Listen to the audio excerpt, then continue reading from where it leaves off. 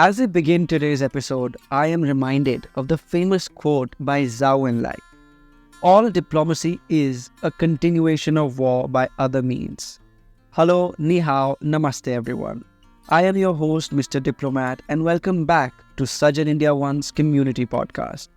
In this episode, let's talk about the dragon on the northeast side of Bharat, China, or as it is officially called, the People's Republic of China. India shares a land border of 3,488 kilometers with China, which is the second longest after Bangladesh.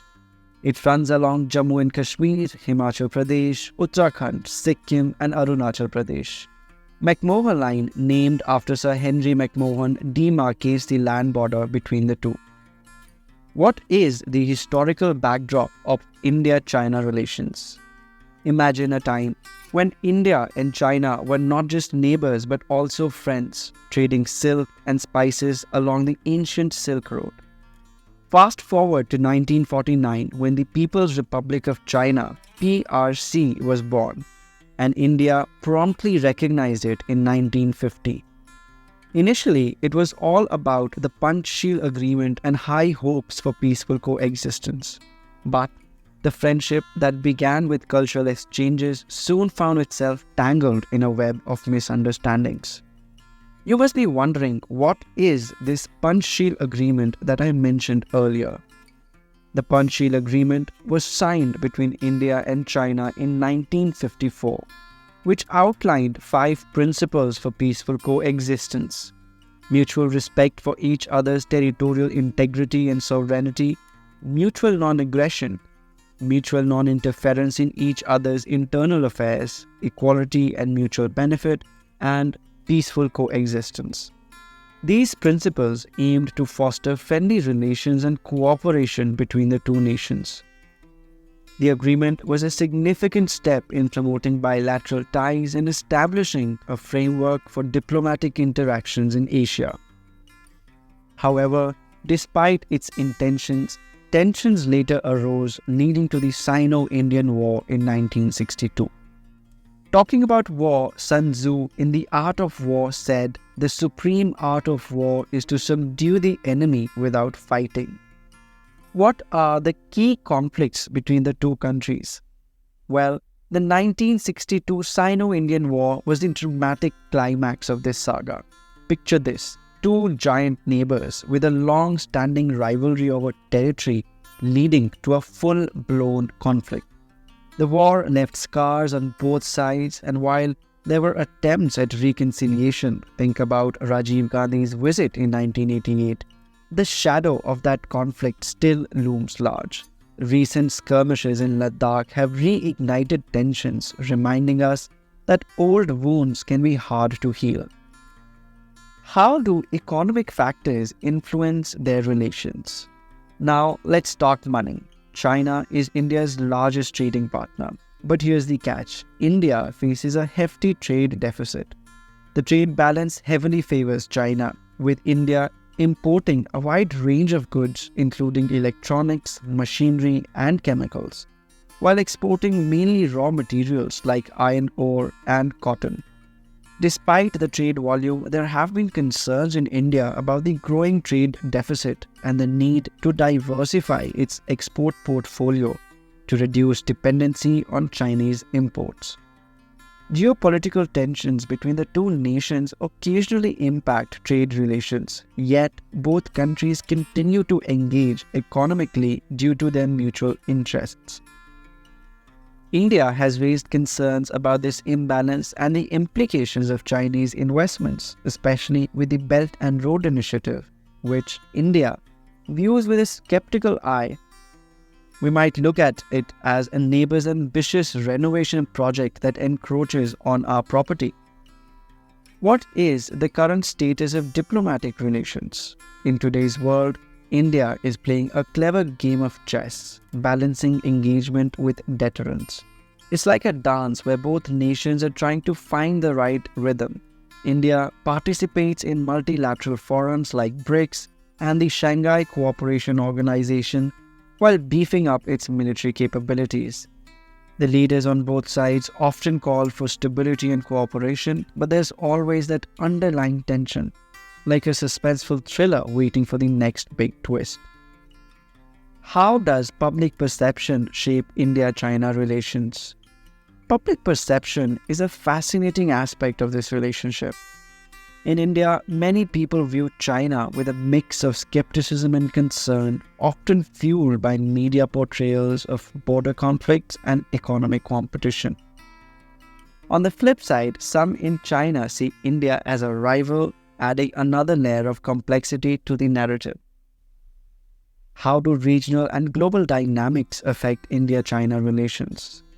The geopolitical landscape is ever-changing, ever-evolving, and the rise of Indo-Pacific strategy has added a new dimension to this relationship.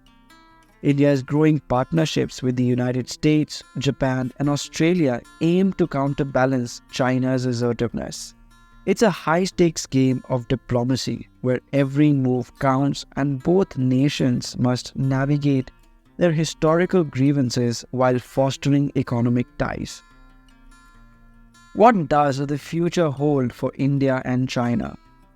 So, what's next for this dynamic duo? The future of India-China relations will depend on effective diplomacy and conflict management.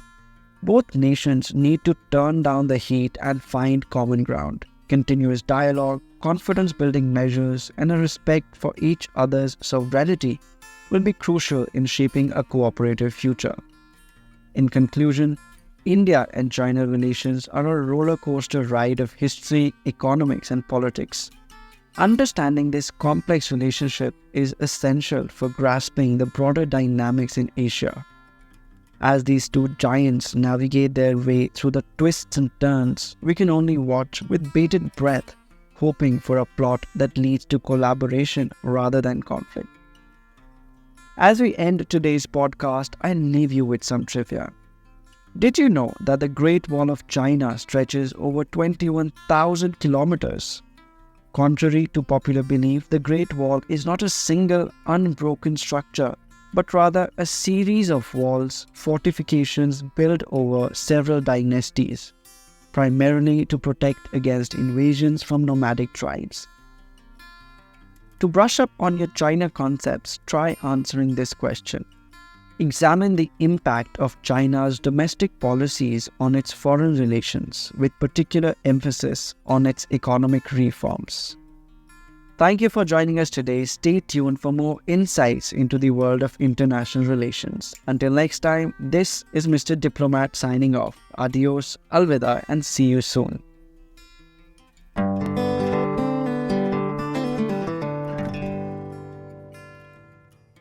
Hello dear listeners. Welcome back to Civil Services One Community Podcast. I'm your host Ignis and you're listening to Understanding Bharat, podcast where we dive into the heart of Indian polity, governance and society. Today, we're exploring the question, Preamble is a philosophical key to the Constitution of India. Discuss. This was asked in the UPSC Mains Exam 2022. Now this might seem academic, but trust me, it's anything but dry. Understanding the preamble is like finding the secret code that unlocks the deeper meaning of our entire constitution. So let's get started. First, what is the preamble? It's the powerful opening statement of the Indian Constitution, like a movie trailer setting the tone for the epic journey ahead. In just 85 words, it encapsulates the core values the Constitution seeks to uphold.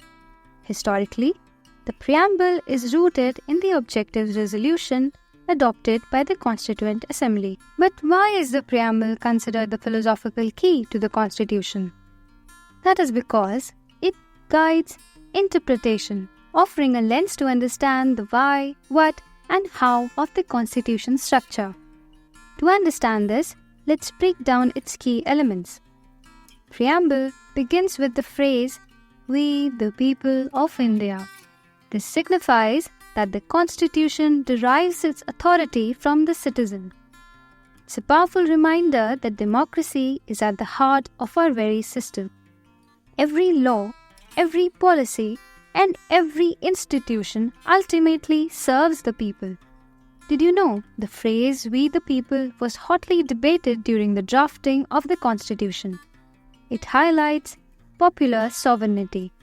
Can you guess which historical document inspired this? Share your answers in the comments. Moving forward, the preamble further reads, "Having solemnly resolved to constitute India into a sovereign, socialist, secular, democratic republic." Now these 5 heavyweights, they're not just buzzwords, they are the pillars of Indian identity. Let's try to understand them. Sovereign. It means that India governs itself without external interference. Socialist. This signifies social and economic equity. Secular. This means that India respects all religions equally. Democratic. This means that the power lies with the people. Republic. This signifies that the head of state in India is elected and not hereditary like any monarch. Did you know the words socialist and secular were added to the preamble by the 42nd Amendment during the emergency? Now this raised a debate as to whether the preamble was part of Constitution or not. Can you name the Supreme Court judgment which finally settled this? A hint for you, this judgment also came forward with a very important doctrine.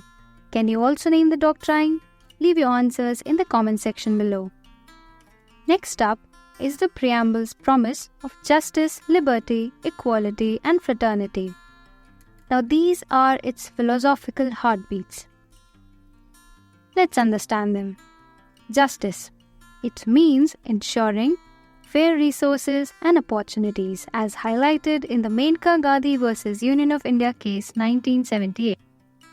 Liberty. This signifies freedom to think, express, and act, but of course within the law. Equality. This means equal treatment under the law, as emphasized in Indraswamy vs. Union of India case 1992. Fraternity. This means promoting brotherhood and national unity as seen in initiatives like Swachh Bharat Abhiyan. Let's do an exercise in practice. Can you name some other initiatives that exemplify the above values of the preamble? Now finally, a key element of the preamble is the phrase "to secure for all citizens." This emphasizes the state's active role in realizing these principles. It's not enough to simply have rights on paper, they need to be lived realities. If we look at the present context, it's a digital age.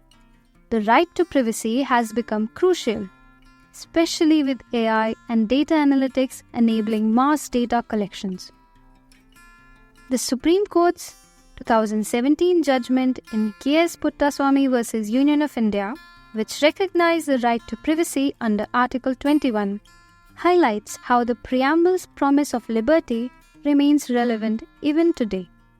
It shows that the preamble is a living document, continually guiding the nation through modern challenges. So there you have it. The preamble isn't just an introduction. It's the Constitution's soul. It's the master key that unlocks the why behind the what of every article and amendment. Rooted in justice, liberty, equality, and fraternity, it turns the Constitution into a manifesto for a just society. So when someone calls the preamble a philosophical key to the Constitution, now you know. It's the living guide that shapes our laws, policies, and the nation's very fabric. And that's all for today. Thank you for tuning in to Understanding Bharat. If you found this episode insightful, please subscribe, share, and leave a review. This is your host Ignis signing out. Until next time, keep learning, stay curious, and keep the spirit of Constitution alive. Jai Hind.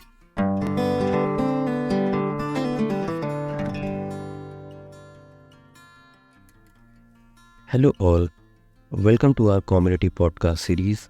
This is your host Arjuna. We are here to discuss important topics of economics in the form of question and answer series. Today our topic is financial inclusion. We'll understand the basics of financial inclusion, the role it plays for inclusive growth in the economy. We'll understand the progress made in financial inclusion in India along with some challenges that remains. So, what do we understand by the financial inclusion? The financial inclusion is a means by which the government is ensuring the financial services to be available to all its citizens in affordable, safe and transparent manner. Majorly, it focuses towards the low-income groups and disadvantaged section of the society.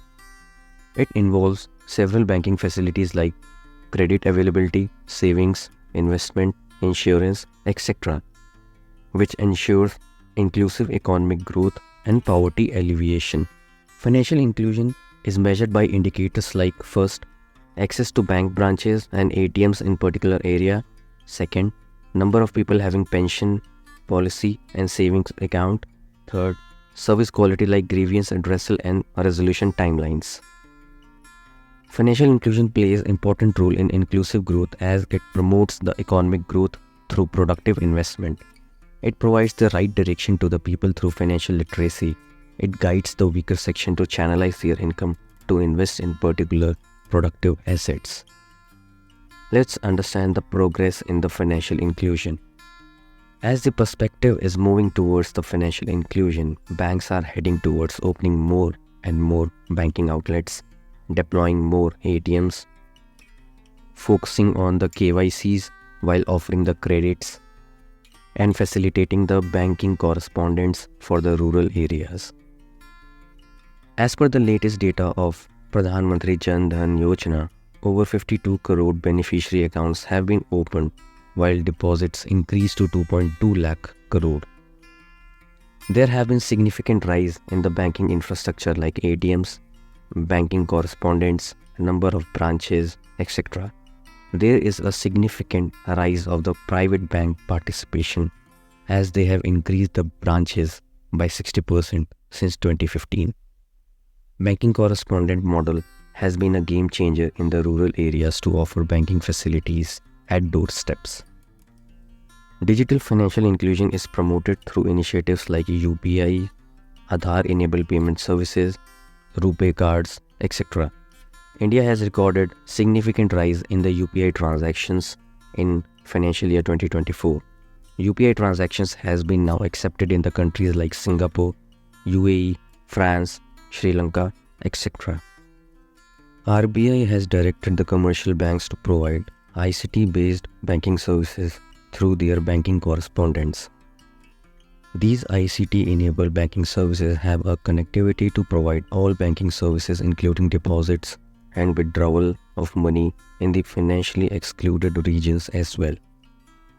There are 2.19 lakh ATMs being deployed by Indian banks as of Feb 2024. This is a 11% increase from Feb 2016. MSME sector, which has the largest employment potential of 60 million person, over 26 million enterprises, is considered as the engine for economic growth and promoting the financial inclusion in rural areas.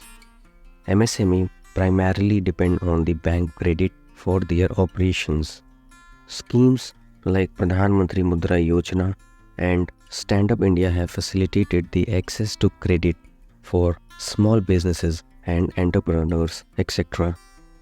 Insurance penetration has increased from 2.71% in 2001 and 2 to 4.2% in 2021 and 2022. The Pradhan Mantri Suraksha Bima Yojana and Pradhan Mantri Jeevan Jyoti Bima Yojana have provided affordable insurance coverage to millions of low-income households. Despite these considerable progress, numerous challenges continue to impede the full realization of financial inclusion across the country. The key challenges which are hindering the financial inclusion in India includes: first, according to World Bank, as of 2022, close to 64% of India's population based in the rural areas. The penetration of banking infrastructure in these regions remains not satisfying. Urban centers, they are well equipped with the banking facilities, many rural communities still lacks even basic financial services. Second, according to the survey conducted by the National Institute of Securities Market, only 24% of Indians have the basic financial literacy skills. The lack of financial instrument knowledge and their understanding will definitely lead to uninformed financial decision. Third, gender disparity. In India, 1 in every 5 women lacks the access to basic bank account. Data shows women in India owns 35% of bank accounts but only 20% of total deposits as of March 2023.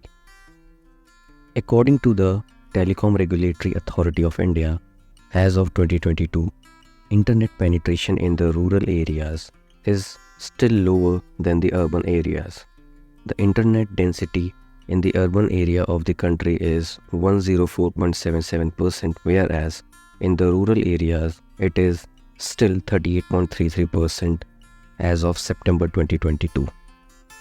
To conclude, the growth trajectory of UPI has led to increased usage of internet, smartphone penetration, the convenience of UPI-enabled platforms.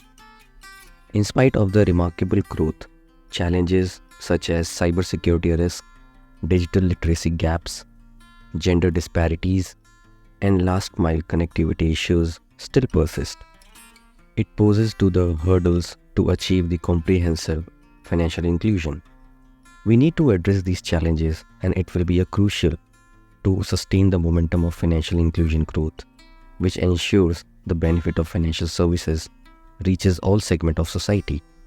It is imperative to regulate the continued investment in the digital infrastructure, enabling the cybersecurity measures to ensure the financial inclusion components would provide the productive environment for the masses and for the economy as a whole. So this is all we have. Thank you so very much. Good luck.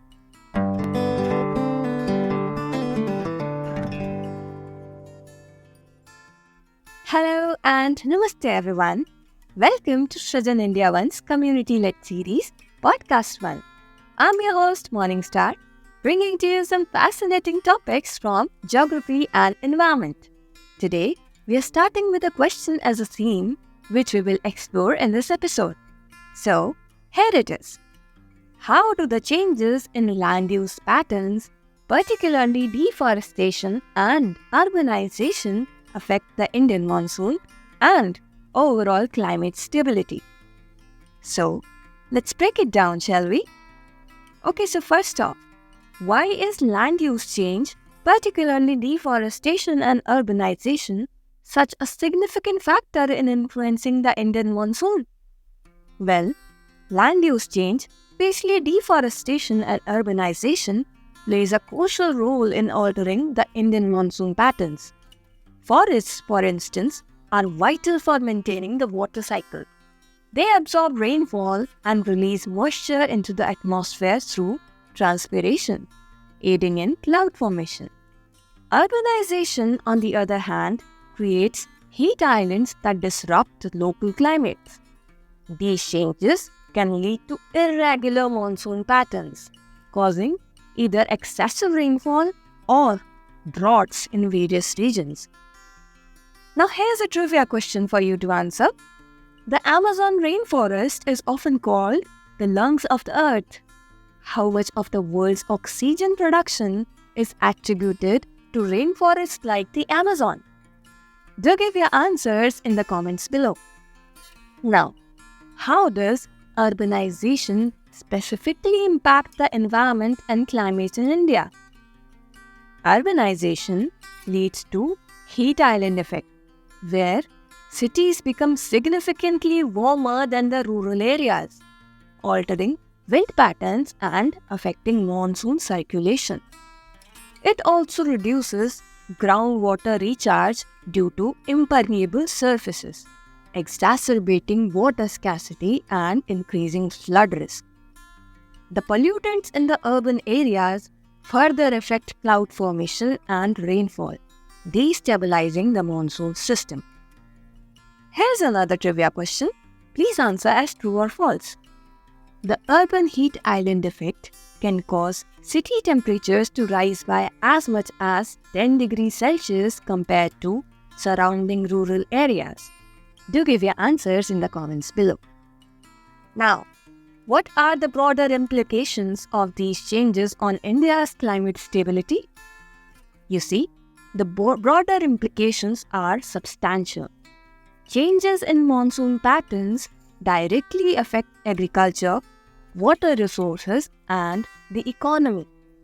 Irregular monsoons lead to crop failures, water shortages, and migration pressures, particularly from rural to urban areas. This increases the strain on urban infrastructure. Moreover, climate instability raises the frequency of extreme weather events, such as cyclones and heat waves, which are significant threats to both human lives and economic stability. Anyway, do you know which Indian state is the most vulnerable to cyclones due to its geographical location? Answer in the comments below. Now, what is the role of deforestation in exacerbating climate change? Deforestation reduces the capacity of forests to sequester carbon and leads to the release of stored carbon dioxide, accelerating global warming. This warming disrupts global wind and ocean circulation patterns, impacting the Indian monsoon. Moreover, soil erosion and degradation caused by deforestation reduce land productivity, making areas more susceptible to desertification and further destabilizing the climate system. Now, what are the potential measures India can take to mitigate these effects? See, mitigating these effects requires a multifaceted approach. Reforestation and afforestation are key to restoring the natural water cycle and enhancing carbon sequestration. Urban planning should incorporate green infrastructure like parks and green roofs to combat the urban heat island effect. Sustainable agricultural practices that reduce deforestation and improve soil health are also vital. On a policy level, stricter enforcement of environmental regulations and incentives for sustainable practices are crucial for preventing further environmental degradation. Now, do you know which Indian initiative aims at restoring 26 million hectares of degraded land by 2030? Answer in the comments below. So, as we have discussed today, changes in land use patterns, particularly deforestation and urbanization, have far-reaching impacts on the Indian monsoon and climate stability. These topics are essential for understanding broader environmental challenges. Now, before we wrap up, here's a question for you to ponder. What role can community-driven initiatives play in combating the adverse effects of deforestation and urbanization on the environment? You can share your structured answers in the comment section or on the discuss handle of our official website in about 250 words. Thank you for joining me today and stay tuned for more insights and updates. This was your host Morningstar, guiding you through the dawn of knowledge in geography and environment. Have a great day everyone. Adios.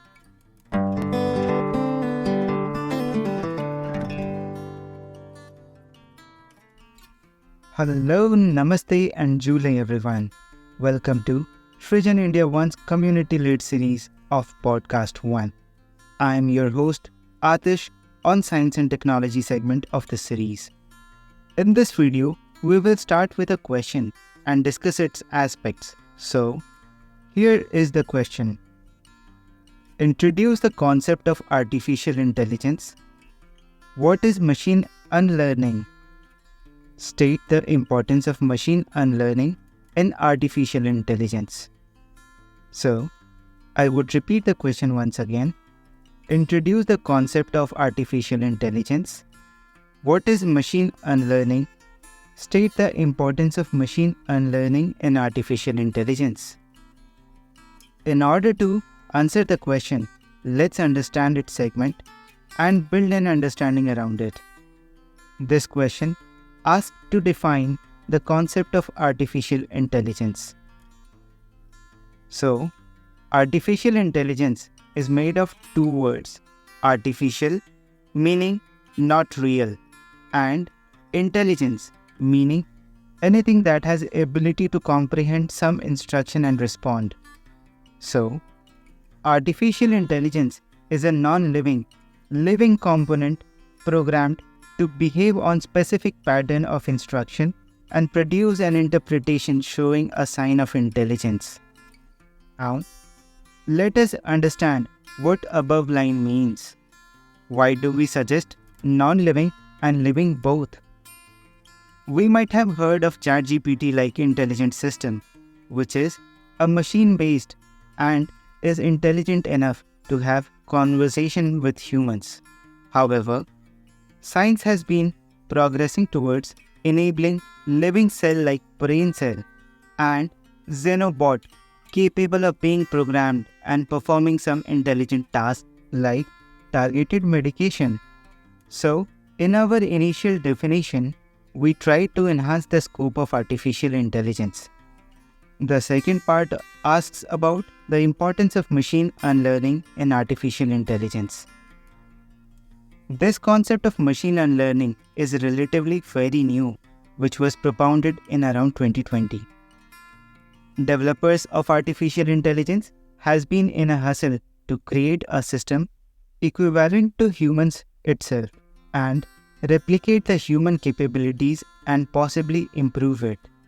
We have already reached a level where we have machines and systems better and more capable than humans.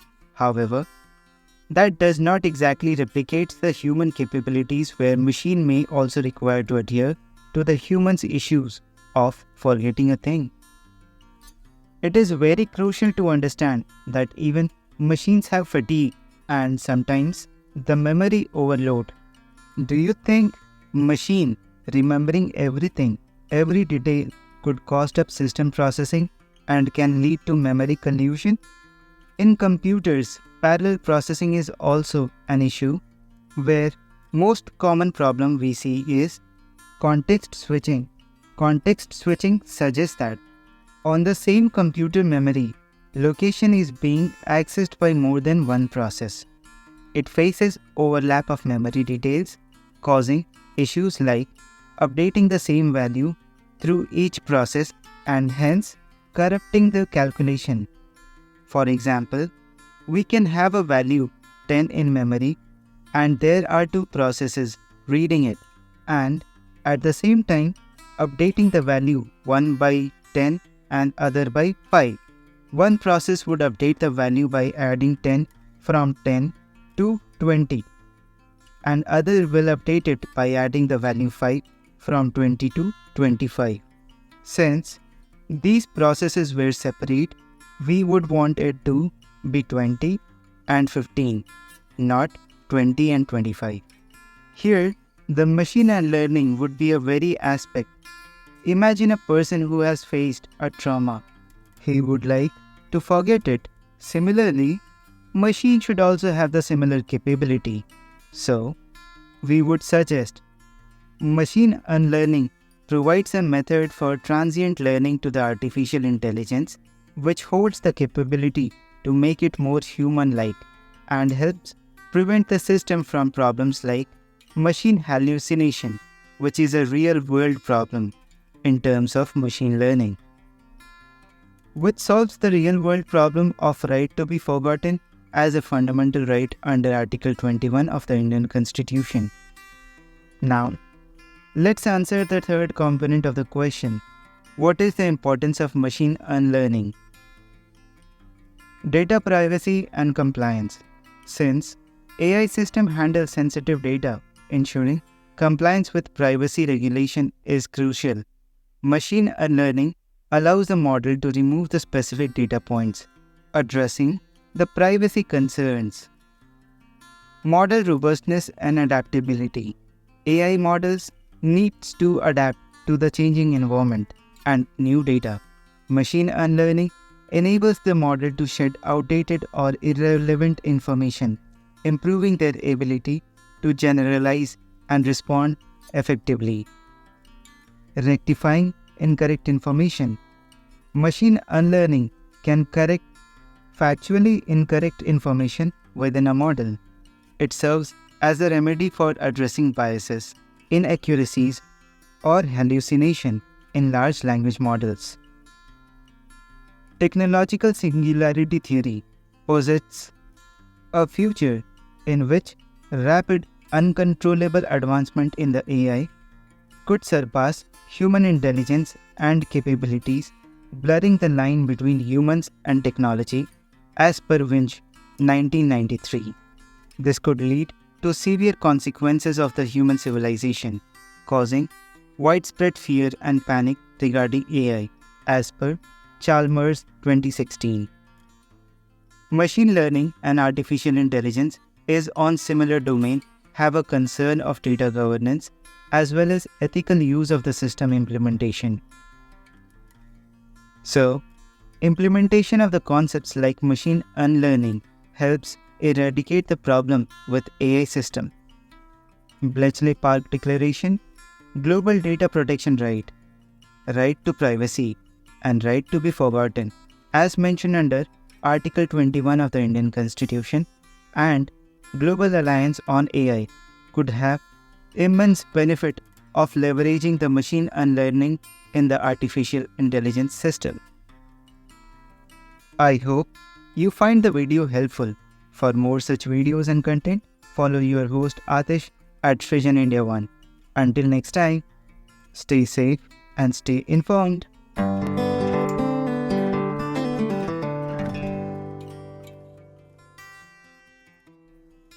Namaste, listeners.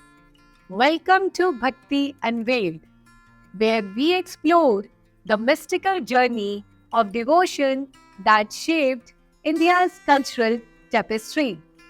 I am your host, Falcon, and today we dive into the heart of the Bhakti movement, a movement that transcended time, caste, and creed. The Bhakti movement emerged like a fragrant blossom in the garden of medieval Hinduism. Picture this: South India, 6th century. Poet saints known as Alvars and Nayanars composed soul-stirring verses in Tamil celebrating their love for gods Vishnu and Shiva. But this wasn't just poetry. It was devotion on fire. It was Bhakti. Bhakti didn't stay confined to the south. It spread like a wildfire northwards, eastwards, and beyond. The Bhagavata Purana, a Sanskrit work from the 10th century, carried its essence across India. By the 15th century, Bhakti had woven itself into the fabric of our land. Bhakti wasn't monolithic. It danced with diversity. Vaishnavism worshipped Vishnu, Shaivism reveled in Shiva's grace, and Shaktism celebrated the fierce goddesses. Smartism? Well, it embraced them all. Bhakti was more than reform. It was a revolution. It challenged caste hierarchies, welcomed all, rich or poor, Brahmin or Dalit. But here is the twist. Was it rebellion or revival? Scholars debate. So, dear listeners, fasten your seat belts. Our journey into the heart of Bhakti begins. Stay tuned for Bhakti Unveiled, where love becomes devotion and devotion becomes liberation. Today, we are going to discuss one previous year question that UPSC had asked on Bhakti movement. The question is, evaluate the nature of the Bhakti literature and its contribution to Indian culture. So let's discuss. The Bhakti movement emerged during the 6th century in South India. Its core principle was direct devotion to God, bypassing priestly intermediaries. The movement aimed to reform society by breaking down caste, creed, and gender barriers between devotees and God. Initially, it gained prominence through the poems and teachings of Vaishnava Alvas and Shaiva Nayanars in South India. It then spread northwards, reaching its zenith between the 15th and 17th centuries. Different subsects emerged, including Vaishnavism, Shaivism, Shaktism, and Smartism. Bhakti saints preached in local languages to ensure the message reached the masses. Devotional poetry and songs celebrated divine love and touched people's hearts. Point saints championed various philosophical positions, from theistic dualism to absolute monism. Bhakti provided an alternative spiritual path, irrespective of birth or gender. Traditionally seen as a social reformation, contemporary scholars debate whether it was a reform or a revival of ancient Vedic traditions. Remember, the Bhakti movement was more than devotion.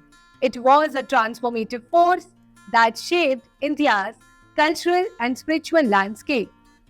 The Bhakti movement wasn't just about devotion. It was a social revolution. It initiated reforms, challenged orthodoxy, and embraced all rich or poor, Brahmin or Dalit. Through Bhakti, regional languages bloomed like flowers. Bangla, Marathi, Gujarati, Kannada, Oriya, and Hindi, all echoing love for the divine. Imagine dusty village squares resonating with heartfelt poetry, songs, and stories, bridging the gap between the scholarly and the everyday. Bhakti wasn't rebellion, it was revival. It reworked ancient Vedic traditions, creating a pan-Indian platform for unity and national consciousness. It emphasized the importance of individual devotion and personal experience over external rituals and traditions. Its content focused on expressing devotion to a personal god, usually in the vernacular language of the region. Bhakti literature emphasized the oneness of all religions and their ultimate goal of attaining the divine. For example, the poems of Kabir and Guru Nanak promoted religious harmony and unity.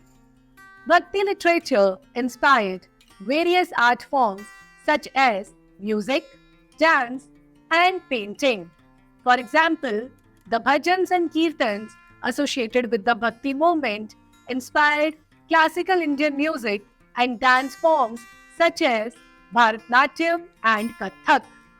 Bhakti literature influenced philosophical and spiritual traditions such as Advaita Vedanta, which emphasized the oneness of all beings. Bhakti literature nature is characterized by its intense emotional appeal, simplicity, and accessibility. Its contribution to Indian culture is significant as it promoted religious harmony, social equality, and cultural unity. Its influence can be seen in various aspects of Indian culture, and it continues to inspire and influence people to this day. Thank you for joining us on this journey through the Bhakti movement. Stay tuned for more episodes where we explore the rich tapestry of Indian history and culture. Until next time, keep the spirit of Bhakti alive in your hearts and let it guide you towards a path of love and devotion.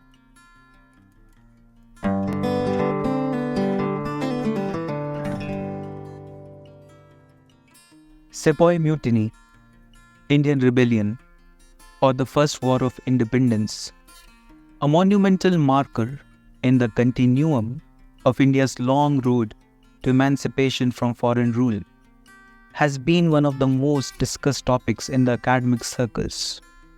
Thus, it is no surprise that the uprising of 1857 has time and again featured in the mains examinations conducted by UPSC.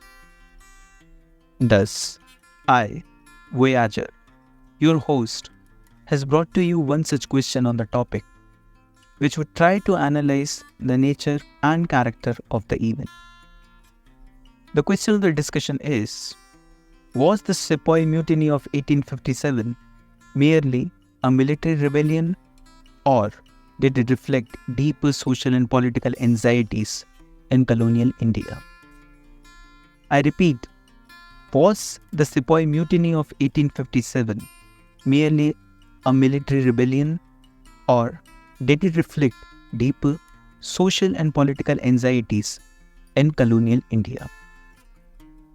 Let's look at the answer. The Sepoy Mutiny, which is also known by other names like Indian Mutiny, Sepoy Rebellion, Rebellion of 1857, the Uprising, or the First War of Independence, has been a watershed event in the long history of colonial Raj over India. While the company was able to quell the revolt, but it did so at the cost of its own existence. As a result, while colonial historians were swift enough to classify the event simply as Indian insurrection, or even worse, a conflict between civilization and barbarism, it was the later analysis which showed that there were deeper social and political anxieties which brought about the cataclysmic change. Companies' policies often aimed at transgressing the socio-cultural contours of Indians in the following ways. A. Interference in social customs. Widow Remarriage Act, prohibition of sati. B. Introduction of Western education by subjugating Indian system of education. C. Imposition of Christianity and cultural imperialism. D. Being the new Romans of the land, backed by the idea of white man's burden and liberal utilitarianism, which vehemently attacked the Indianness of people. E. Introduction of cartridges, rumored to be greased with cow and pig fat, to be used in Enfield rifles, finally acted as a catalyst for the rebellion. Further, companies' policies also radically altered political landscape, thus engendering political anxieties. Now, this is seen in following ways. A. Annexation under the guise of policies like doctrine of lapse. B. Erosion of power of Indian nobility and gentry. C. Expansion of power at the cost of Indian princes, as seen in policies like subsidiary alliance. D. Demolition of forts and sale of lands of prominent talukdars. E. Institutions like seven courts that prolonged the sufferings of masses and elites alike. Furthermore, economic reasons like deindustrialization, commercialization of agriculture, land revenue policies, etc., coupled with the aforementioned reasons of discontent, made the reaction so massive that many contemporary observers like Marx, Benjamin Disraeli, and others, and then later thinkers like Savarkar, acknowledged that this was not just simply a military rebellion, but it had a somewhat national character, reflecting politico-socio-cultural issues of the time. I hope you liked the session. Thank you so much.